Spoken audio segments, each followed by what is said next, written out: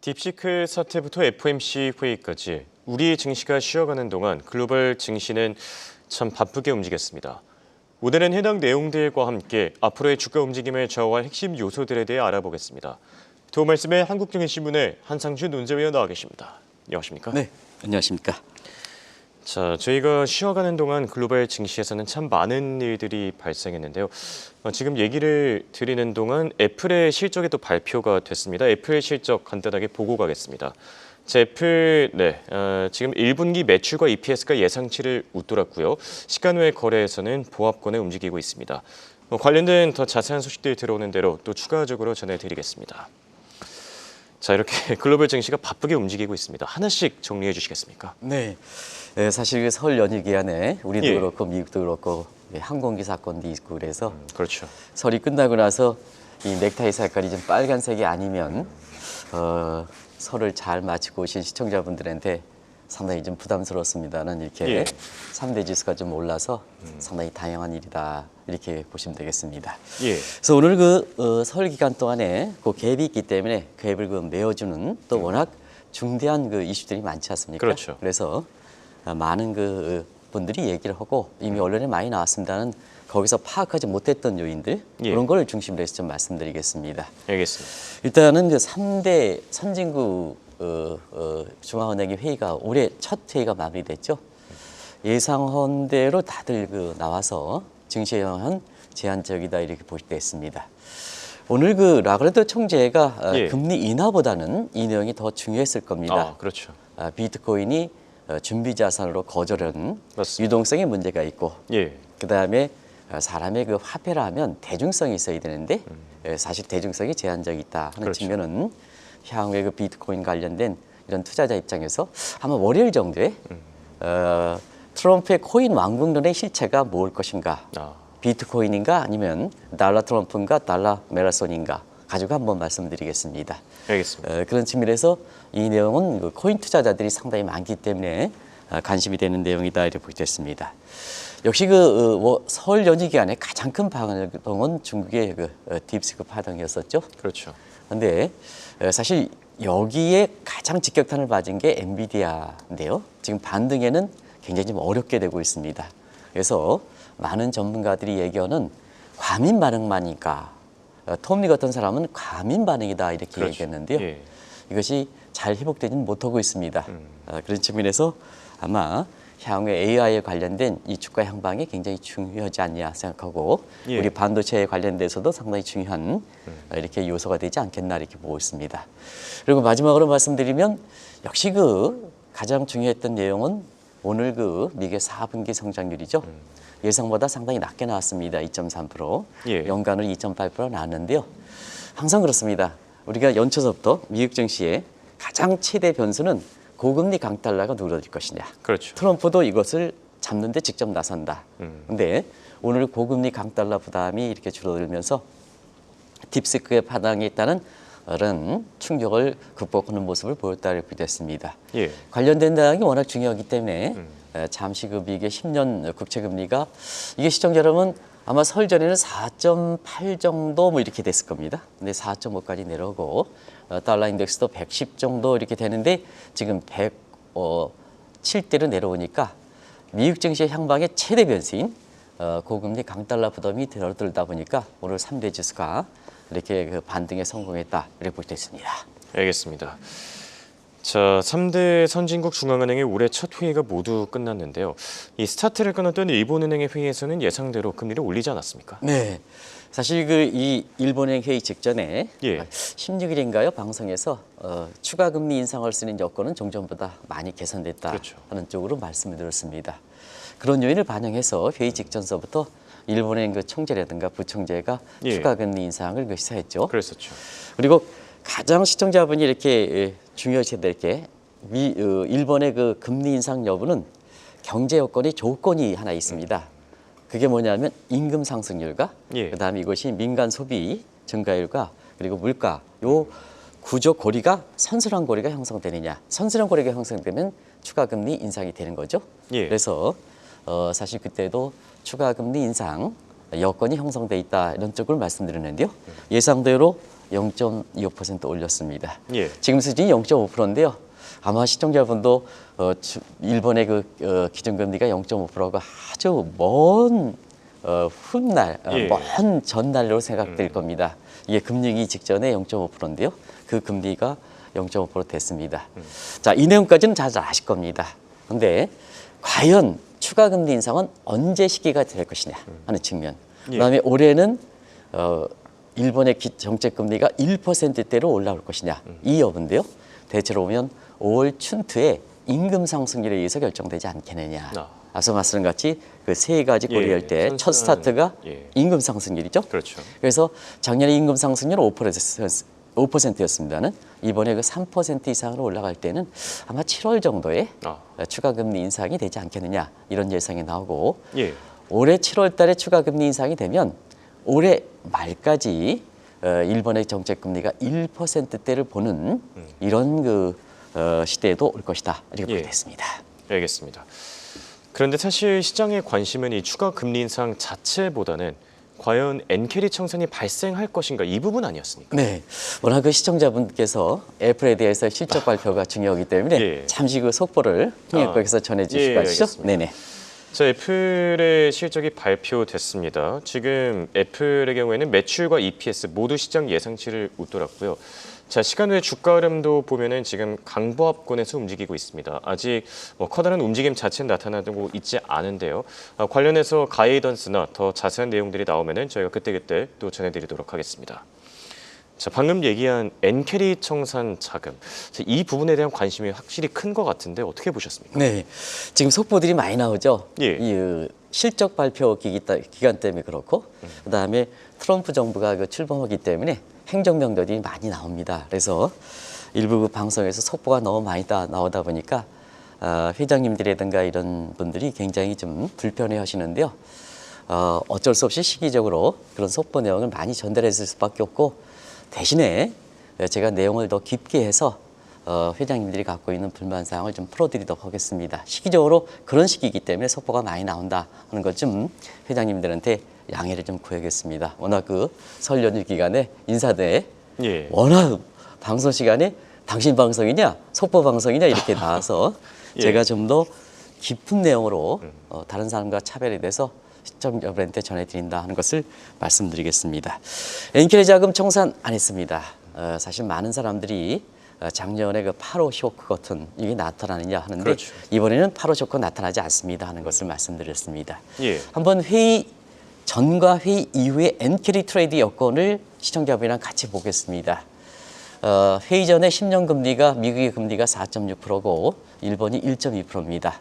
그리고 0.25% 금리를 올렸습니다는 미국이 4.5%고 일본이 1.2%입니다. 거의 변함이 없죠? 그렇죠. 여기서 4.5%는 일본의 요인보다도 미국의 4분기 성장률이 낮은 그리고 트럼프 대통령이 강달러 이렇게 고금리를 잡기 위한 노력 때문에 그렇다는 것을 말씀을 드리겠습니다. 예. 그리고 엔달러 환율은 김천 PD께서 보여주시겠습니다는 154엔 내외에서 거의 변함이 없습니다. 지금 154죠? 예. 그러다 보니까 일부 증권사에서 작년에 8호 쇼크 관련해서 엔캐리 자금 청산 이 여부를 좀 주목해서 보셔야 된다 하는데 방송 전에 진단해 드린 대로 엔캐리 자금의 여건상 청산은 안 됐습니다. 예. 또 한 가지는 엔캐리 자금의 피셔 이론을 보면 항상 뭐냐 일본 측 요인만 고려하면 안 됩니다. 추가 금리 인상이 됐다고 해서 일본의 엔캐리 자금 청산이다 하는데 캐리 자금의 특성은 교역 상대국도 여건들 봐야 되거든요. 근데 지금 미국 측이 좋습니까? 일본 측이 좋습니까? 당연히 미국. 당연히 미국 측이 좋죠. 그렇죠? 예. 우리가 작년에 8호 쇼크가 나온 이후에도 오히려 엔캐리 청산보다는 엔캐리를 더 해야 될 때다 하는 것을 말씀드렸는데요. 그런 예상대로 나왔다 하는 것을 말씀드리겠습니다. 꼭 좀 부탁드리는데요. 피셔 이론은 일본 요인만 따지면 안 된다. 상대방 요인도 따져야 된다. 미국 요인도 따져야 된다는 것 좀 꼭 좀 부탁드리겠습니다. 네. 상대 변수라는 거는 항상 누차 강조해 주셨었죠. 네, 그렇습니다. 자, 그리고 FOMC 회의를 저희가 또 빼놓을 수가 없을 것 같은데 예상대로 금리를 동결하지 않았습니까? 네, 역시 그 작년 12월 달에 금리 인하를 12월 달에 가져가면 1월 달에 동결하고 그다음에 작년 12월 달에 사실 동결했으면 1월 달에 금리 인하 될 것이다. 두 가지 시나리오인데 전자를 선택했죠. 작년에 인하하고 이번엔 금리가 동결은 예상됐다 하는 것을 작년부터 말씀드려왔습니다. 역시 인플레 부담입니다. 예. CPI가 작년 9월 달에 2.4%에서 작년 12월 달에 2.9% 올랐죠. 이런 상태에서 자연스럽게 작년 9월 달에 뒤늦게 추진했던 피벗이 실수가 되는 게 아니냐. 금리 인하했으니까 예. 뒤늦게 인플레 조짐일 때 금리 인하했으면 인플레 증가시키니까 1980년대에 볼거의 실수가 나오는 거죠. 그런 각도에서 금리 동결은 이렇게 어느 정도 예상이 됐었는데요. 예. 파월 의장이 요 문제가 있기 때문에 고용 지표가 중요하다는 말씀을 했습니다. 그런데 그렇죠. 작년 12월 달에 고용 지표가 상당히 좋게 나오고 이번에 오늘도 주간 실업청 국가수가 예상보다 상당히 낮게 나왔죠. 예. 낮게 나왔다는 것은 고용 시장이 좋다는 얘기죠. 그렇죠. 그래서 고용 시장이 좋게 나왔기 때문에 금리가 동결됐다 이렇게 보시면 되겠습니다. 그래서 지금 시점에서는 두 가지 관심이 있을 거로 이렇게 보이는데요. 자, 작년 9월부터 금리를 인하했던 피벗이 예. 이번에 금리 동결을 해서 사실은 피벗이 종료된 게 아니냐 하는 궁금증 하나가 있을 거고 그렇죠. 두 번째는 트럼프 대통령이 과연 어떻게 나올 것이냐. 아, 지금부터 그 문제를 아마 가장 관심이 되는 사항이 아닌가 생각합니다. 예. 그 내용을 좀 풀어드리도록 하겠습니다. 알겠습니다.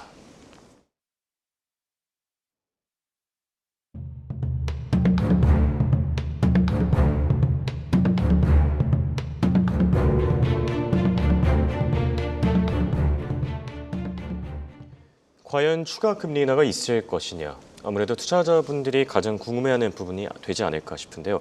근데 피벗이 끝났다고 얘기를 할 수 있겠습니까? 네, 금리 동결이다 보니까 예. 사실 작년 9월부터 추진해왔던 피벗이 종료되는 게 아니냐 하는 이런 시각이 언론에 그렇죠. 많이 비춰지고 있습니다. 예. 사실은 여기도 이제 나오겠습니다는 우리가 통화 정책의 방향 전환을 피벗이라 하면 대체로 그 변화의 시기를 통화 정책의 시차인 1년 정도는 끌고 가야 됩니다.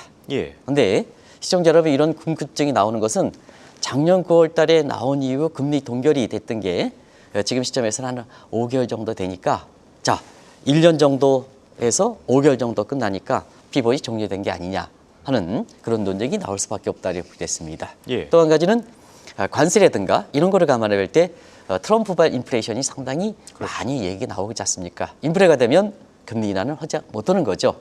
금리 인하가 동결이 금리 인하가 어려웠다 보니까 피벗에 대해서 종료 얘기 나온다 이렇게 보겠습니다. 예. 자 그런 각도에서 마지막 전도표를 한번 보겠습니다. 작년 12월 전도표죠.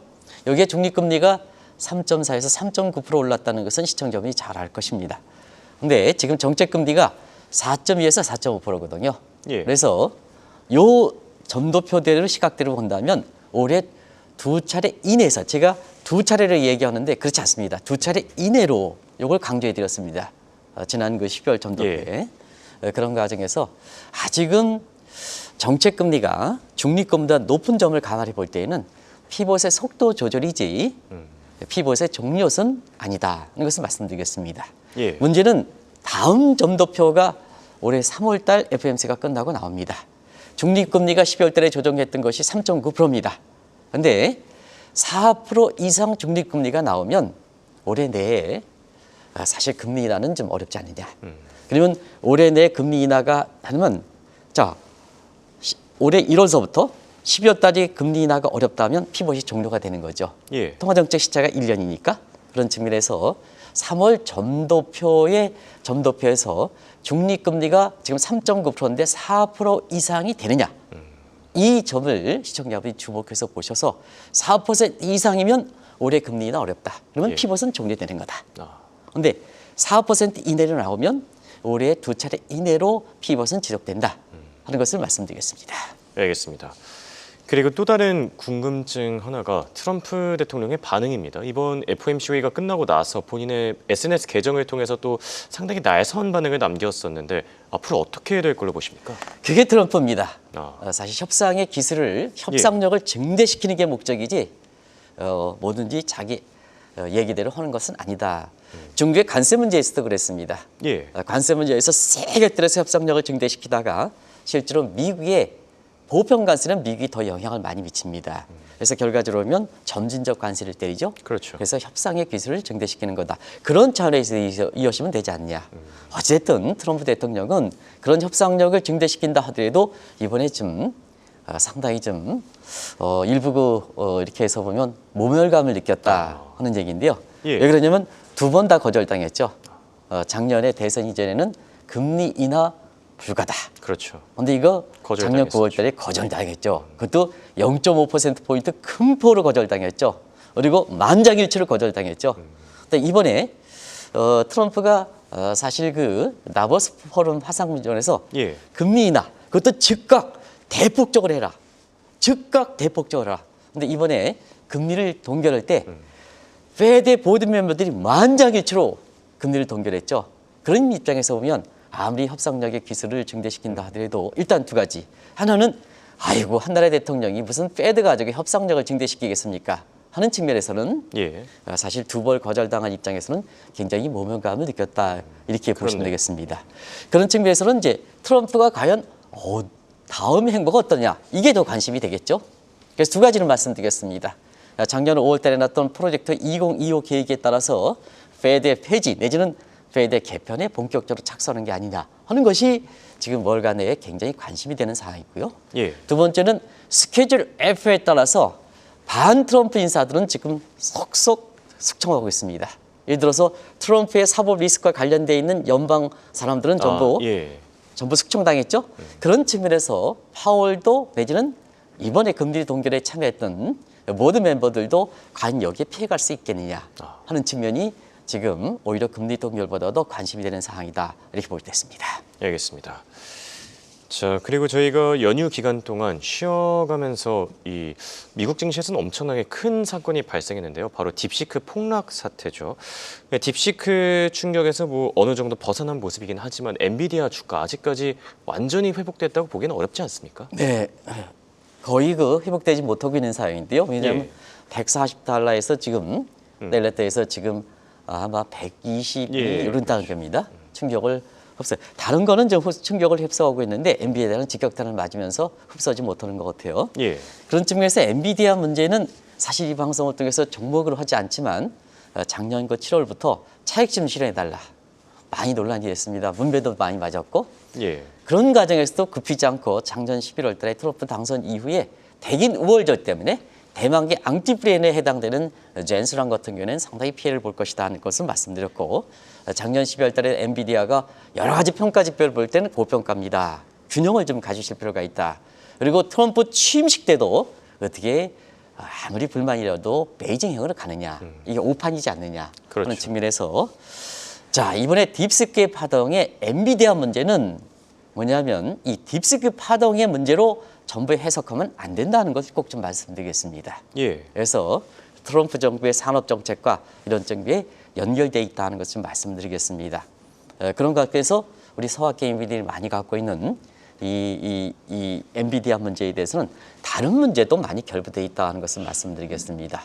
자 그런 상태에서 엔비디아 주가를 한번 주가를 보는 사람이 아닙니다는 예. 작년에 연 최고치가 한 153달러였대 됐더라고요. 그렇죠. 근데 지금 한 122달러 정도 떨어졌으니까 또 원달러 한 줄도 떨어진 거를 보니까 손실폭이 그렇죠. 한 30% 정도 나더라고요. 그런 측면을 좀 감안해 주십사 하는 것을 말씀드리겠습니다. 알겠습니다. 그렇다면 저희가 여기서 물어볼 수밖에 없는 부분이 과연 이 딥시크 사태가 지속될 것인가 아니면 이게 단기적으로 끝날 것인가 어떻게 보십니까? 네, 일단은 왜 이렇게 충격을 미쳤느냐 하는 예. 측면에서는 미국 측 요인도 컸었죠. 왜 그럴까 하는 측면은 스타게이트 발표 직후에 나왔죠. 예, 이게 기대감이 그렇죠. 상당히 높았죠. 두 번째는 빅테크 주가, 엔비디아 주가 고평가였었죠. 예. 그냥 그때 뺨을 때린 격이 됐으니까 미국의 주가가 많이 떨어졌다. 이것을 딥시크의 전부 파동으로 보면 안 된다는 얘기입니다. 그 시기적으로 그런 시기였다 이렇게 보겠습니다. 예. 근데 이번에 미국의 산업계에 던진 시각은 시간이 다 돼서 제가 자막을 통해서 간단히만 좀 말씀드리겠습니다. 사실 오늘 여러 가지 사항을 준비해서 이렇게 적었는데요. 일단은 고비용의 미국의 AI, 즉 엔비디아 그렇겠죠? 예. 여기에 대해서 근본적 한계를 노출시킨 것이 아닌가 하는 측면에서 미국의 산업계에 던진 측면이 굉장히 강합니다. 그렇죠. 두 번째는 트럼프 정부의 사실 AI에 대해서 수출 통제가 이런 딥스크 제2, 제3 딥스크도 나올 수 있거든요. 이런 예. 돌출구. 그러다 보니까 미국의 산업계라든가 산업 정책이라든가 그다음에 중국의 관세 정책에 대해서 한 번 정도는 이렇게 되돌아보는 계기가 됐다 이렇게 됐습니다. 그렇죠. 그리고 중국의 딥세크 문제에 대해서는 정보가 많이 굉장히 좀 파악할 정보가 투명하지 않습니다. 그래서 실제로 저비용인가 개발 비용의 프로세스가 프로덕트 프로세스가 같이 보여줘야 되거든요. 예. 그게 이제 검증이 되는 거 아니겠습니까? 그리고 AI의 사용에 대한 범용성 문제 어디까지 적용할 것인가 이런 점에 대해서 딥세크 자체적으로도 검증할 분야가 많다. 나오는 대로 제가 관련해서 말씀드리겠습니다. 알겠습니다. 지금까지 두 말씀에 한국당 신문의 한상준 논설위원이었습니다. 대단히 고맙습니다. 네, 고맙습니다.